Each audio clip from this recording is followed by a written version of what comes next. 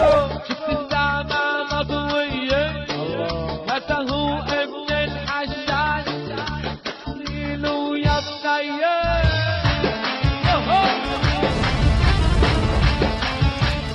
شوف البلاطة